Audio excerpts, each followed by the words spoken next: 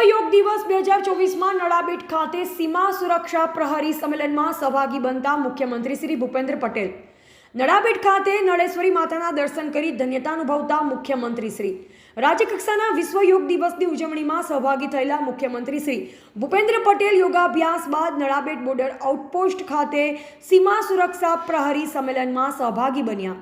મુખ્યમંત્રી શ્રી ભૂપેન્દ્ર પટેલે આ સીમા પ્રહરી સંમેલનને સંબોધતા જણાવ્યું હતું કે સીમાની સુરક્ષા કરતા જવાનોને મળવાથી હંમેશા નવી ઉર્જા અને ઉત્સાહ મળે છે.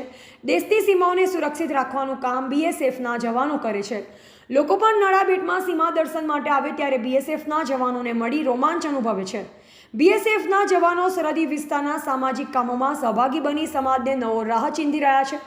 વડાપ્રધાન શ્રી નરેન્દ્રભાઈ મોદીની એક ભારત શ્રેષ્ઠ ભારતની સંકલ્પના બીએસએફના જવાનો દ્વારા સાચા અર્થમાં સાકાર થઈ રહી છે તેમ તેમણે ઉમેર્યું.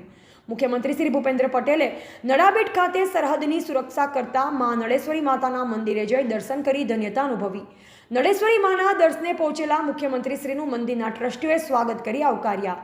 સીમા સુરક્ષા પ્રહરી સંમેલનમાં વિધાનસભાના અધ્યક્ષ શ્રી શંકરભાઈ ચૌધરી, ધારાસભ્યશ્રીઓ શ્રી પ્રવીણભાઈ માળી, શ્રી અનિકેત ઠાકર, શ્રી લવિંગજી સોલંકી, શ્રી માવજી દેસાઈ, બીએસએફના આઈજી અભિષેક પાઠક, કલેક્ટર શ્રી વરુણકુમાર બરનવાલ, પોલીસ અધિક્ષક શ્રી અક્ષયરાજ મકવાણા સહિતના મોટી સંખ્યામાં બીએસએફના અધિકારીશ્રીઓ અને જવાનો ઉપસ્થિત રહ્યા હતા.